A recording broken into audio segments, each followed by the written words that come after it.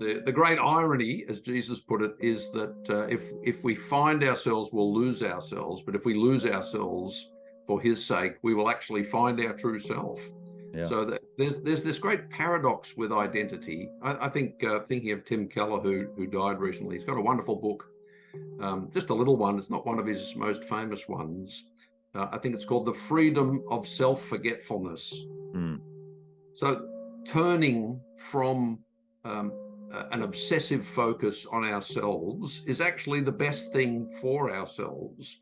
And remarkably, the saying of Jesus I just mentioned is in all four Gospels. It's one of his most frequent utterances. To find yourself, you have to lose yourself. And when you lose yourself, you'll find yourself in him.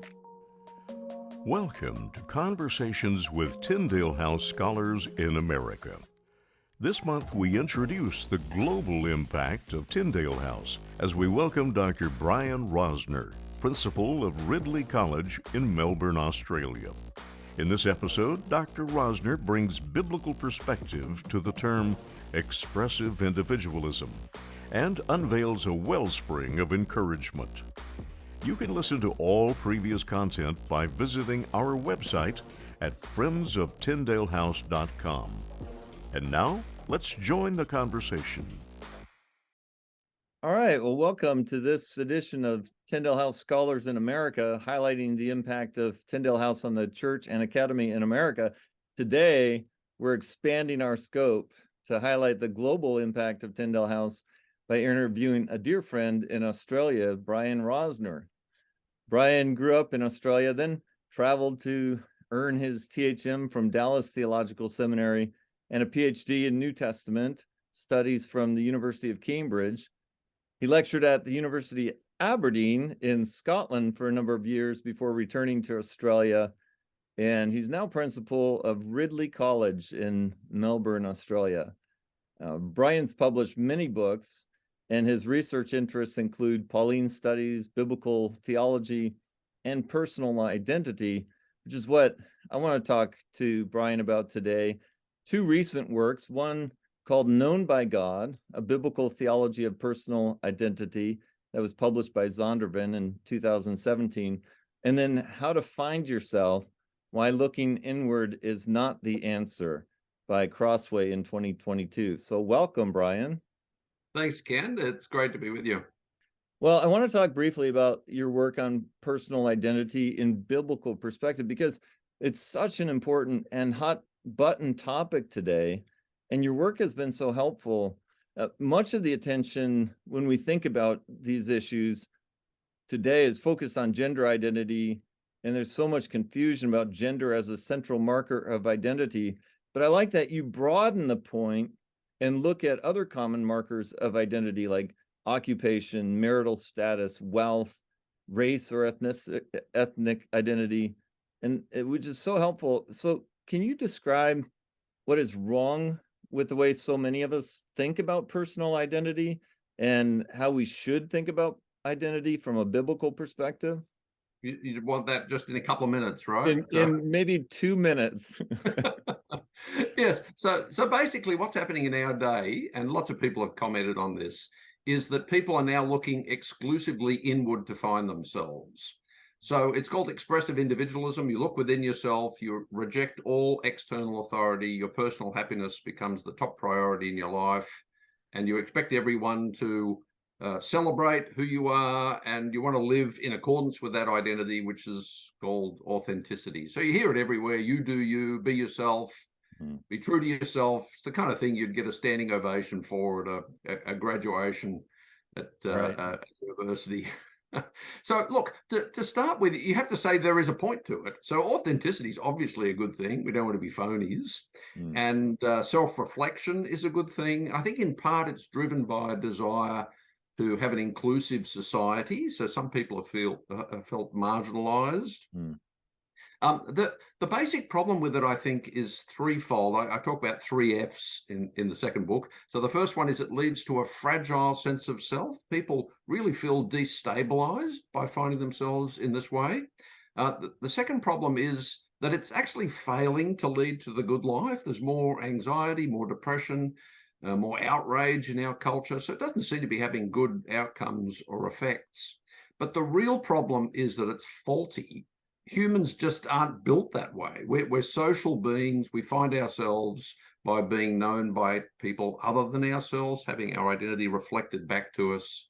We're storytelling beings, and we don't have an individual story. We key into bigger shared stories, either our nation, our faith, our family, or our religion.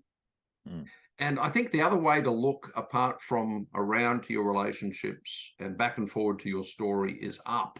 So I think there's an undeniable, incorrigible desire to look up beyond ourselves. And when we do that as Christians, it reflects a different angle on those previous two directions. So the theme I find so comforting and reassuring is that each of us as believers are known intimately and personally by God as his child, and that gives us a secure identity. And then we're included in a much bigger story. So rather than being the starring act in my own little story, which is probably going to be a farce or a tragedy in the end, a bit pessimistic, but that's human existence.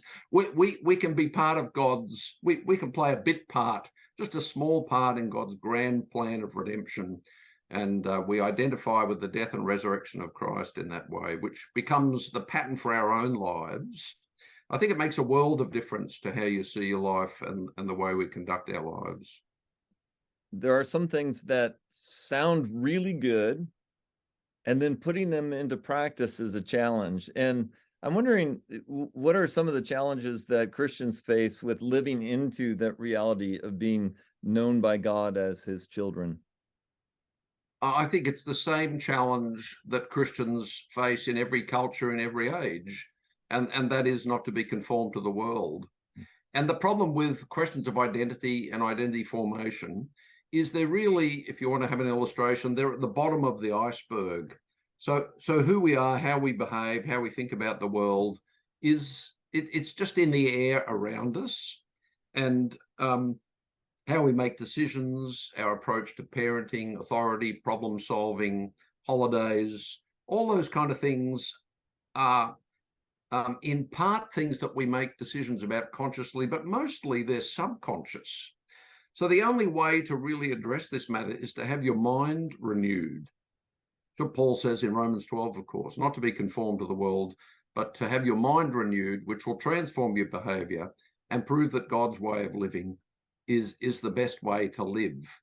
So the challenge for all of us is to ensure that we don't just go along with the flow. It's so easy to think that, yes, I want to be me and I want the world to celebrate me. But the truth is I'm not perfect. And on the contrary, I need renewal and redemption. And those truths are so fundamental to human existence and to identity. It's interesting, Ken, the topic of personal identity has only been around for the last 30, 40, 50 years. You can do an Ngram search on Google, and identity, be true to yourself, identity formation has just exploded in the last few decades. And the wonderful thing is the Bible has extraordinary resources for the questions of identity. It's like we've never noticed before because we didn't need to see it. But everywhere you look, anthropology and human identity behaving in ways that are in keeping with our true identity as God's children. It's just all over the place. Then the practices in church reinforce a better way of doing identity, if you like. So when we're baptized, we identify with a different life story. When we take the Lord's Supper, communion, we remind ourselves not just about who Jesus is and the story we're a part of, but who we are as his children. But by and large, I found church so beneficial in terms of forming and establishing my own identity and contributing. I think that's one of the problems with church. Of course, we live in a consumer culture. We go along to church thinking, what's in it for me? Yeah. The great irony, as Jesus put it, is that if we find ourselves, we'll lose ourselves. But if we lose ourselves for his sake, we will actually find our true self. Yeah. So there's this great paradox with identity. I think thinking of Tim Keller, who died recently, he's got a wonderful book, just a little one. It's not one of his most famous ones. I think it's called The Freedom of Self-Forgetfulness. So turning from an obsessive focus on ourselves is actually the best thing for ourselves. And remarkably, the saying of Jesus I just mentioned is in all four Gospels. It's one of his most frequent utterances. To find yourself, you have to lose yourself, and when you lose yourself, you'll find yourself in Him. Yeah, that's a great word. Now, at the end of Known by God, you apply the significance of identity to several issues in the face of disappointment, in disability and death, pride and humility, and comfort and direction. I'm wondering if you could speak to two of these in particular, like how an understanding of identity can help with disappointments in life that so many of us face. I think all of us face disappointments at some time, and they can be devastating. And then maybe some challenges that come with aging. Not that you and I have that to think about anytime soon. So disappointment is an interesting one, isn't it? And I think it was Anne of Green Gables said, "My life is a perfect graveyard of disappointments and dashed hopes." So we can be pessimistic about these things, but it's certainly true that human existence is difficult, and everyone faces hardship. I mean, I'm in my early 60s, and I don't have none of my peers since I turned 50 haven't had to face some burden for which they didn't feel equipped, and they were struggling with. I think I don't want to give the impression that in this case, being known personally and intimately by God solves all those problems. But what I think it does is it gives a measure of comfort and reassurance in the midst of hardship. Well, interestingly, the three low points in the history of Israel in the Old Testament, the slavery in Egypt, the wandering in the wilderness, and exile in Babylon, in every case, God says to his people, "I know you. I knew you in the desert, in the burning heat," he says. There's a beautiful verse in Nahum 1, verse 8, where it says, "The Lord is good, a stronghold in the day of trouble. He knows those who take refuge in him." So I think being known personally and intimately by God can bring comfort. And interestingly, the great Puritan Richard Baxter said that. J.I. Packer said it as well. He said there's unspeakable comfort in being known by God. So I think it doesn't solve everything. It doesn't get you jumping out of bed whistling a happy tune, but it can douse that pessimism and despair, and it can lead to taking refuge in God, because knowing that God knows my troubles is the first step to their relief, and then we look to him to intervene, of course, but it's not much point asking for support and deliverance if he doesn't know what's going on for you. And the Lord Jesus, of course, is a great comfort here as well, because he was tempted in every way we are, except without sin. And he knew the difficulties of human existence, which are true in every age. Yeah. What was the other one, Ken? Aging. Yeah. Yeah, a brief word on aging. I think one of the problems with aging at the most extreme end is loss of identity.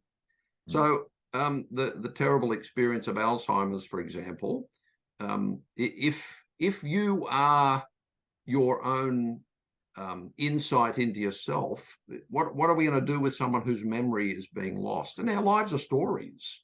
So the story, what connects me to me as a baby, as a teenager, is my story. And what if I end up losing my memory? That's an extreme end of the challenges of aging. And I love the verse in Colossians 3 where Paul says, your identity, that's my own translation, your identity is hidden with Christ in God. When Christ is revealed, you'll be revealed with him in glory. So this idea that I live, in a sense, in the memory of God. John Swinton has a similar idea in one of his books. I think it's called The Memories of God. And once again, it's a great comfort. I accompanied a good friend some years back, Sulis, through the last stages of his life. And it did strike me that no one knew him anymore because he had a brain tumor and the effects of that were profound. But it was an enormous comfort to me and to his wife that God still knew him and his identity was kept safe in him. Most translations say my life is hidden with Christ in God, but I think you could in our day translate it, my true identity, who I really am as a child of God, is hidden with Christ in God and kept safe there. It reminded me of watching my own father with Parkinson's disease. He was greatly comforted because of his security in Christ. And I think if you had been able to ask him, about these specific questions, being known by God meant the world to him. You last year wrote an article in the Gospel Coalition, and it was on the Lord's Prayer as an antidote to expressive individualism. And I'm wondering if you could just say a word about that, because I thought that was very helpful and intriguing. Yeah, sure. So it's kind of riffing off the last chapter in my book, How to Find Yourself. And it did strike me that many of the emphases of the Lord's Prayer are kind of the opposite of what we're being told about identity in our day. So the plural pronoun, we start with our Father, and there's this immediate looking up rather than inwards to find our story. And in a sense, the Lord's Prayer is not just a bunch of petitions. It tells a narrative. It's a story that we kind of sign up to by saying it. In effect, it's protest literature. And there's a long history of this genre, of course, in Western literature. And so to give you a taste, so basically the request, do not lead us into temptation, it's an acknowledgement that I'm not perfect and I need help. It underscores my weakness and vulnerability. I think then the key to an authentic, stable, satisfying sense of self that our world craves is signing up to a narrative identity that's worth living. And the Lord's Prayer, remarkably, it's a very old prayer, somehow addresses our day in uncanny fashion, because it reminds us of the evil in our own hearts. It deals with both life's joys and sorrows. It responds appropriately to injustice, your kingdom come rather than my kingdom come. And then immediately, rather than outrage, we have forgiveness as we have been forgiven. So you've got a purity culture coupled with redemption, which is just missing in our world. We're so judgmental. So the big picture is it reminds us to whom we belong, what we're committed to, what we need, where we're headed. And in effect, saying the Lord's Prayer is a reminder of who we are before God and what our needs are, what the existence of a child of God is like. We address God as our Father. And it also undercuts Western individualism. We just don't realize in the West how odd the way we think about ourselves is in the history of the world and even in cultures around the world in our day. Most cultures recognize that the community is more important than the individual, and the individual lives to contribute to the community rather than having a kind of my kingdom come, my will be done. I love the way the Lord's Prayer kicks off with your kingdom come, your will be done. Yeah. Doesn't mean we're obliterated, because we still have a part to play in that, but it's not kind of the starring role. So I think it's a beautiful reminder. In my church experience, we say the Lord's Prayer quite often. So many parts of the church service in general actually are a way of confirming and reinforcing our identities. And in a sense, the church is so clearly a subculture, a counterculture, because of that practice of saying the Lord's Prayer. Yeah. Oh, that's great. Thanks for sharing that. I appreciate that. I want to turn attention a little bit to your time at Tyndale House, which you might speak to. You spent some time there as a PhD student, and then back on sabbatical, where I actually met you at that time, and some years ago. So wondering if you could tell us, how did you find Tyndale House, and what was your experience there like? Well, as you mentioned, Ken, I did a THM at Dallas Seminary, and I wanted to do a PhD after that. I applied to several institutions in the UK, and Cambridge accepted me, and that's where I ended up. Tyndale was a bit of a surprise, really. I had heard of it, but when I arrived, I quickly realised that this was a good place to do my research. It kind of built in a routine to my life. I went to work each day. There was a morning tea and a lunch. I wasn't too lonely. Look, Tyndale was just absolute gold. You don't necessarily, on an academic level, learn a lot about your particular topic, but you're surrounded by people doing first-class research, and it kind of rubs off, you hope. It's just in the air. You learn about how to think about things, how to argue, how to make how to construct a thesis in the strict sense. The other thing I really liked about Tyndale was it kept your feet on the ground. So it's very easy in a heady academic environment to get carried away and think academic excellence and achievement are the be-all and end-all. And the academic world is so hierarchical. There are publishers you're aiming for, the top peer-reviewed journals, the top posts. And Tyndale was a wonderful reminder that, look, in the end, this is just my small and humble service to God and his people. The chapel services once a week were really significant on that score. Conversations with visiting scholars. It was a wonderful place as a student to be there. And then one day someone you're reading would turn up in the lounge, and you could ask them straight out about what they wrote. So yes, I'm very fond of my time at Tyndale. It kind of ruins the rest of your life, really, because nothing compares with that Oasis experience. There's great truth to that.